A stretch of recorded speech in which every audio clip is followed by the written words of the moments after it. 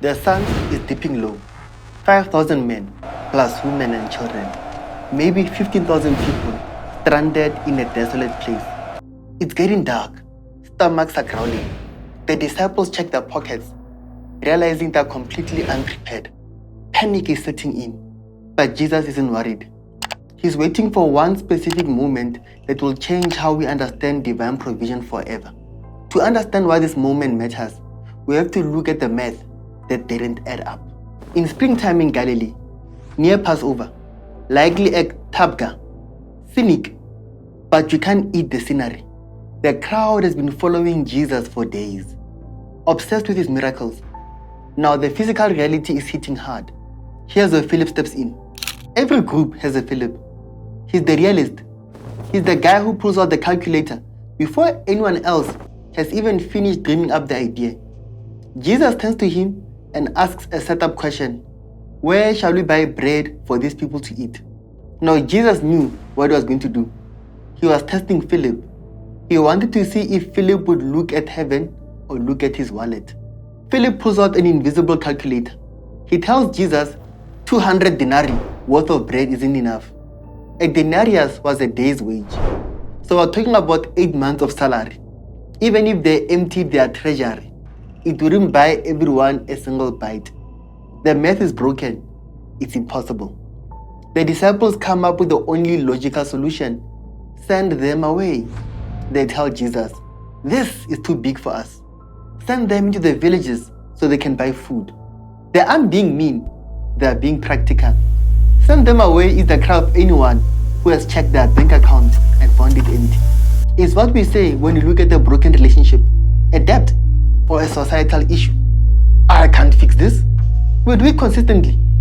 We look at our resources, our energy, our talent, our finances, and the first thing we do is calculate what we don't have.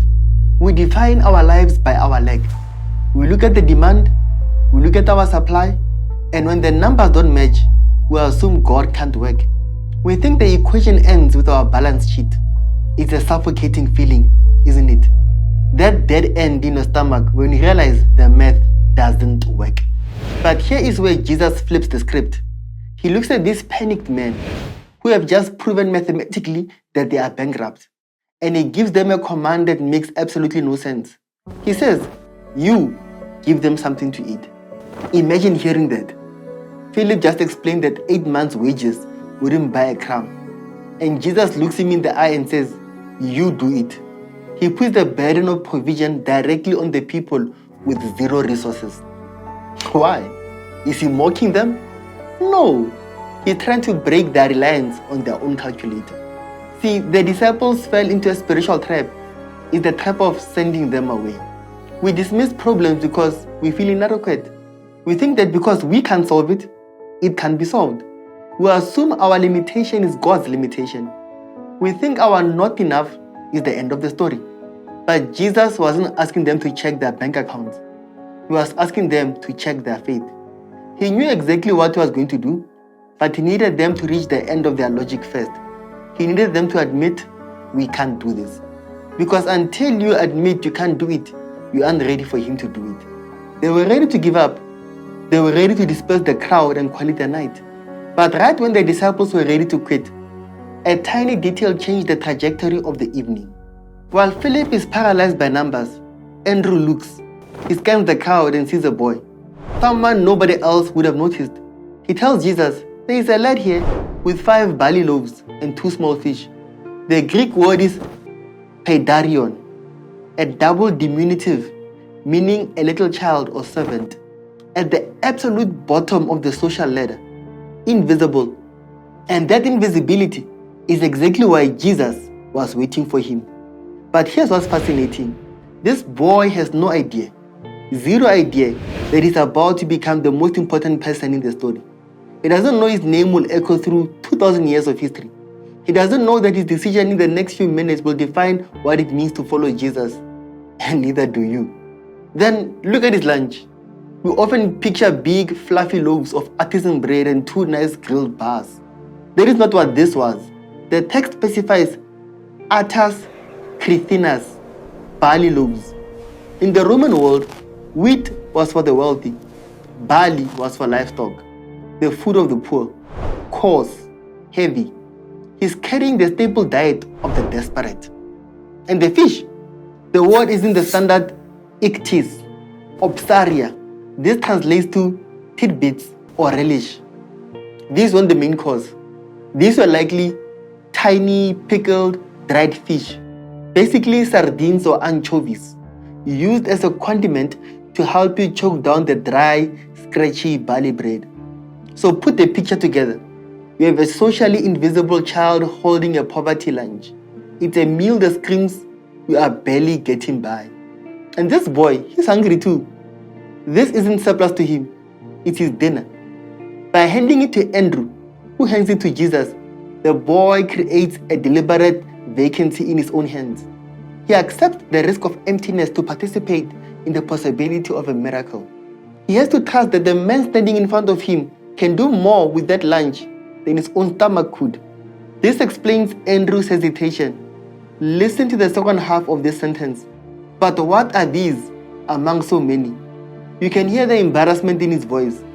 He's almost apologizing for bringing it up. Jesus, I found this, but it's humiliating. It's animal feed and dried garnish. It's not enough to feed a family, let alone an army. Why am I even showing you this? This is the theology of smallness. The disciples obsess over the so many, the magnitude of the problem.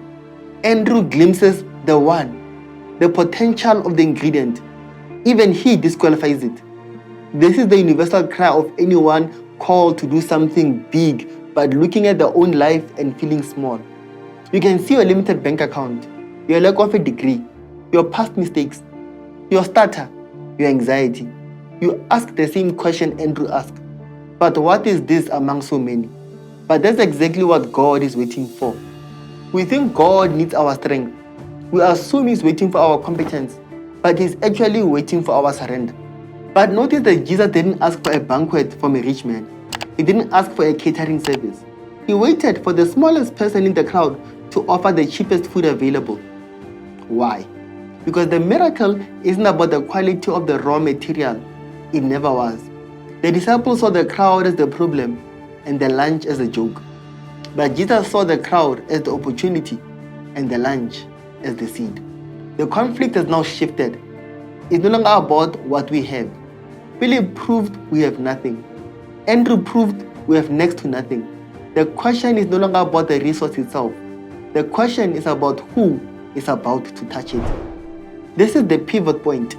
We move from the audit of our lack to the transfer of our trust. But for the miracle to start, the boy has to do the hardest thing imaginable. He has to let go. Jesus doesn't panic. He commands order. Make the people sit down. They're set in groups of hundreds and fifties, like garden beds on the green grass. Why? God prepares the container before pouring the content. If Jesus multiplied food in a mob, there would be a riot. The strong would trample the weak. The women and the children would starve. By creating structure, He ensures the blessing reaches everyone. He prepares for the miracle before it's visible. Now comes the pattern that defines the kingdom. Jesus does 4 things. He took, He blessed, He broke, and He gave. Every one of those steps is non-negotiable. He took it. He accepted the limited resource. He didn't scoff at the barley. He validated the offering by receiving it into His hands. Second, He blessed it. This is profound. Jesus gave thanks for the not enough. Most of us complain about our lack. We curse our small bank account. We resent our limited time. We are frustrated by our small team. Jesus holds up the insufficient thing and thanks the Father for it. He treats the seed as if it were already a harvest. Gratitude is the gateway to multiplication. Third, He broke it. Now comes the part that most of us skip over because it makes us uncomfortable. Jesus takes the loaves and fish. He blesses them and then He breaks them. And here's what we don't want to admit. We want the multiplication without the breaking. We want the overflow without the offering. We want God to multiply our dreams, but we don't want Him to break our pride. We want abundance, but we're not willing to be divided and distributed. But the breaking isn't cruelty. It's the only way the seed becomes a harvest. So what happens next? What happens when Jesus hands those broken pieces to the disciples? What happens when they have to walk into the crowd with almost nothing in their hands? This is where faith becomes real. And finally, he gave. But notice how he gave. He didn't snap his fingers and fill the valley with bread trucks. He gave the broken pieces to the disciples, and the disciples gave to the crowds. This is where the disciples had to show real guts. Imagine being Peter or John in that moment. Jesus hands you a fraction of a barley loaf, maybe a handful of crumbs, and points you to a group of 50 hungry men. You have to walk away from the source with almost nothing in your hands. You have to walk up to the first guy and act like you have enough for everyone. You have to risk looking like a fool. And here's the question that changes everything. Could you do it? Could you walk into the crowd with crumbs and act like you have enough for everyone? Could you take that first step when you can't see the whole staircase? Because that is exactly what God is asking for you to do right now. The miracle happened in the gap. It didn't happen in the basket sitting still. It happened in the reaching. As Peter tore off a piece for the first man, the loaf was still there. As he gave to the second, it was still there. The supply was generated by the distribution. As the baskets went out and the disciples moved through the rows of people, the impossible became reality. The supply simply outpaced the demand. The text says they all ate and were satisfied. This is a crucial detail that you often skim over. This wasn't a communion wafer or a sample size to tide them over. The Greek word implies they were filled to capacity. This was a feast in the wilderness. 15,000 people ate until they couldn't take another bite, all from a child's pocket snack. But the miracle didn't end with full stomachs. Jesus gives another command: gather the fragments so that nothing is lost. Now picture the scene. A few hours ago, Philip was calculating scarcity, and Andrew was embarrassed by the smallness. Now they are walking back to Jesus, struggling under the weight of the leftovers. Their arms are aching. Their minds are reeling. How many baskets did they collect? 12. Do you think that number is an accident? There were 12 disciples. Philip, who said it couldn't be done, now had to haul a heavy basket of proof. Each disciple got a personal souvenir of the miracle. They started with empty hands and heavy hearts. They left with heavy hands and changed hearts. This teaches us something fundamental about the nature of God. He is the God of the overflow. In Ephesians 3:20, Paul describes him as the one who does exceedingly abundantly above all that we ask or think. He doesn't just meet the baseline for survival, he provides the surplus. The overflow is his signature. He didn't just want them to survive the night, he wanted them to thrive. However, we have to be careful not to get stuck on the catering. The crowd certainly did. They wanted to make him king right there because they wanted a free lunch every day. But Jesus wasn't starting a bakery. This miracle was a sign. In John's Gospel, miracles are signposts pointing to something bigger. This event was the physical setup for the spiritual punchline delivered later in the chapter. I am the bread of life. Jesus was showing them that just as he could sustain their physical bodies with bread that never ran out, he was the inexhaustible source of life for their souls.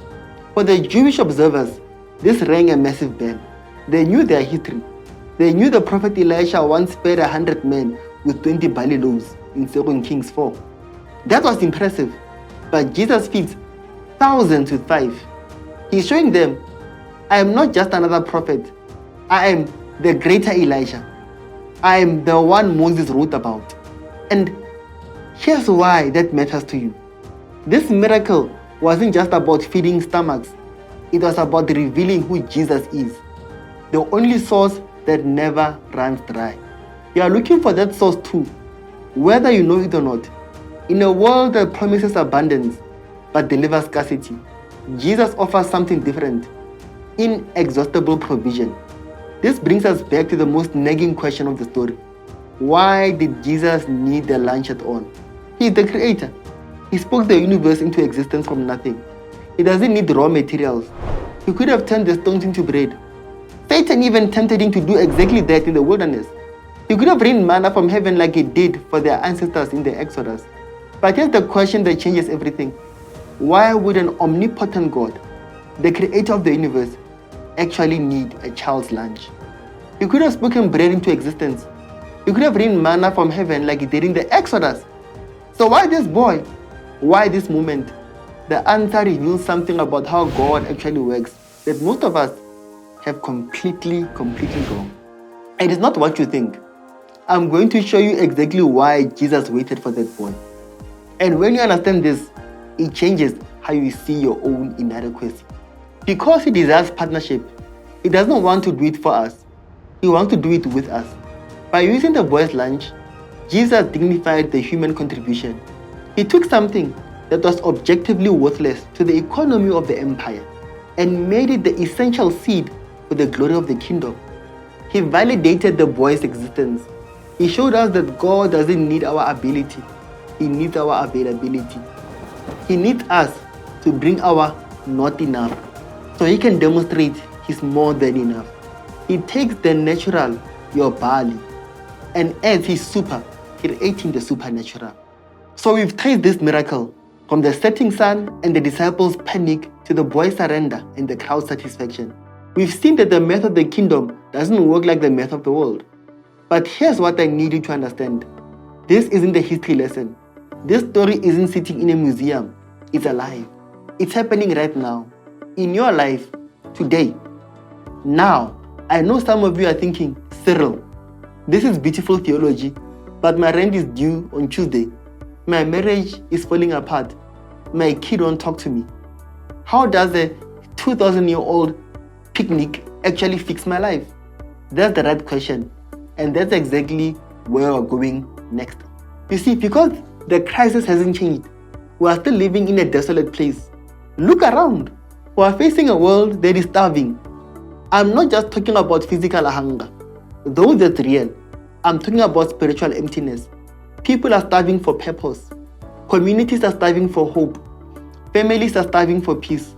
And just like the disciples, we look at the scale of the brokenness, the addiction rates, the economic instability, the political division, and we panic. We run the scarcity audit. We say, I'm just one person. I'm tired. I'm broke. I'm barely keeping up my own head above water. Send them away.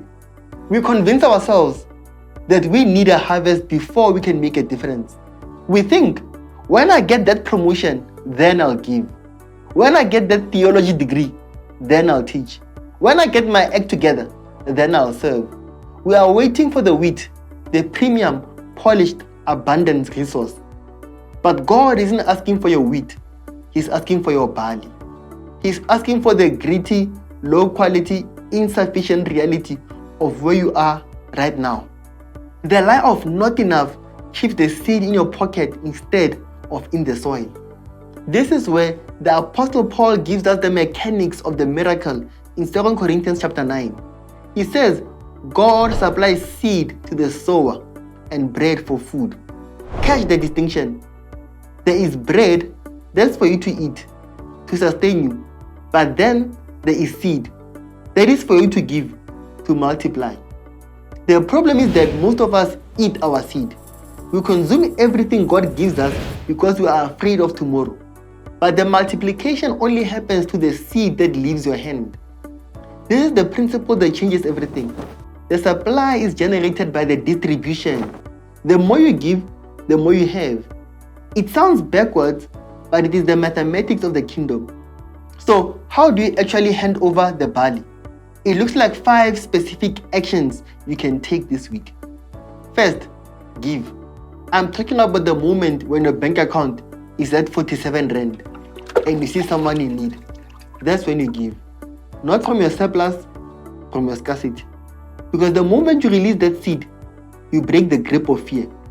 You declare that your source is not your paycheck. You declare that God is bigger than your balance sheet. That's the gift that changes everything. Second, serve. Stop waiting until you have the degree. I'm talking about sitting in a hospital room with a friend for 3 hours in silence.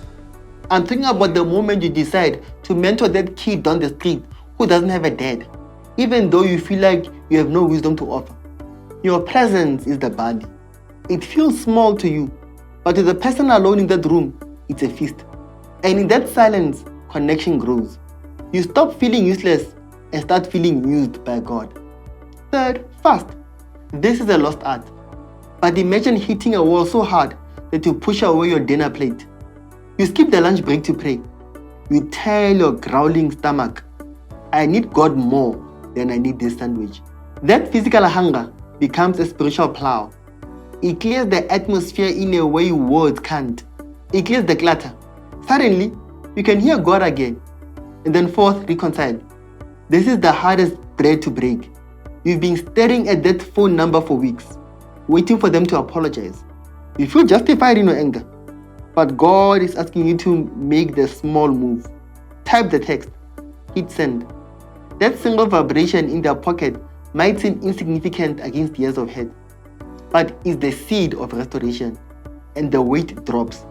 And you aren't responsible for the response, only your release. And then fifth, start a project. Open the laptop. Write the first page of that book you've been scared to start. Launch the business from your kitchen table with the 100 rand you have. Don't wait for the angel investor. Don't wait for the perfect time. The miracle is in the start. And the fear of starting vanishes because you're already moving.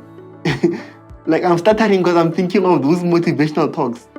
I started a restaurant with just one rice.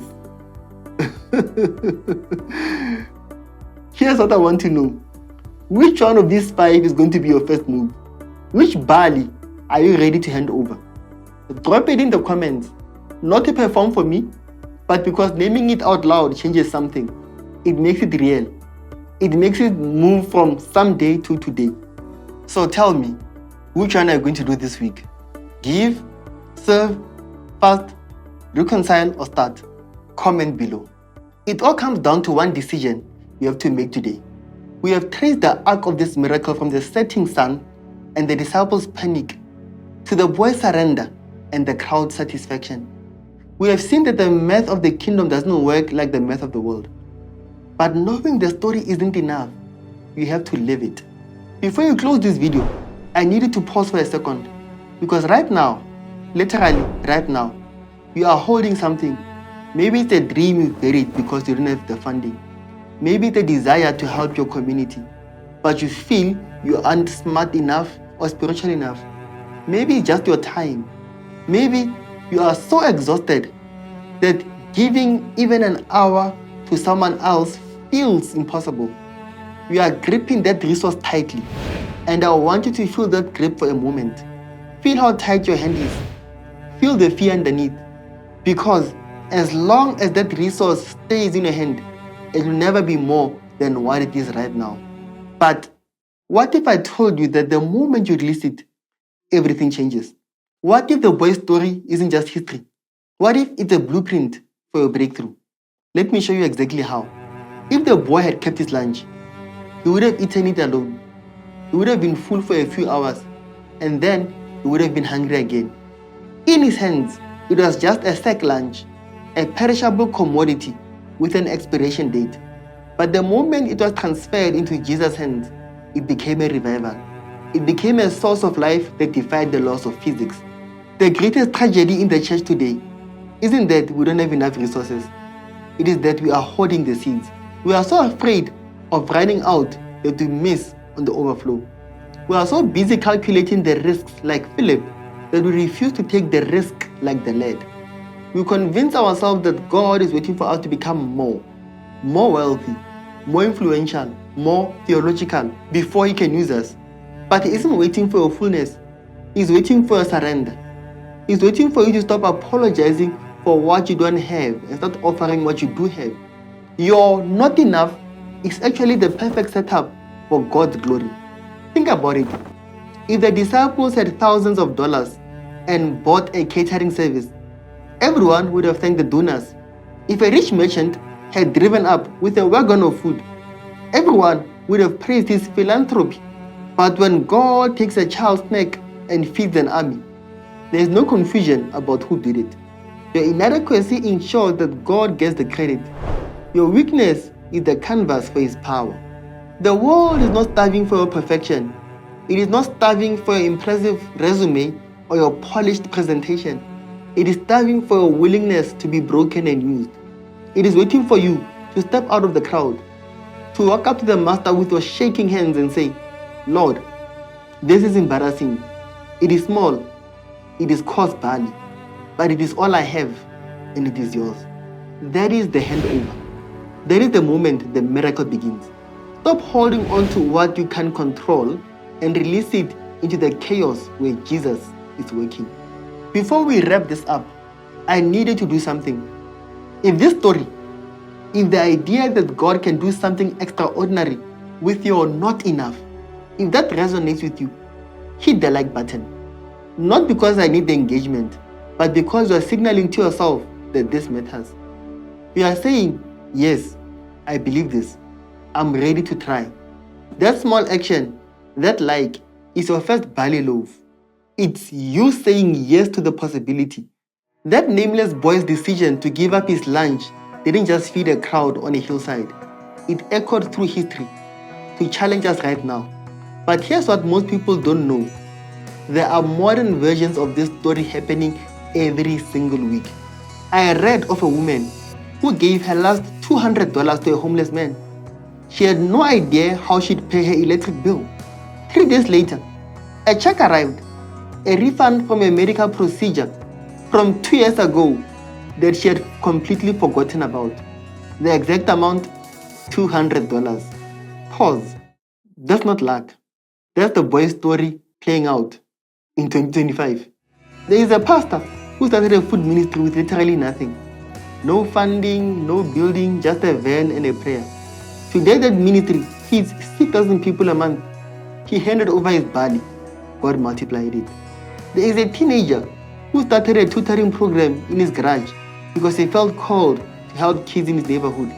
He had no credentials, no experience, but he showed up.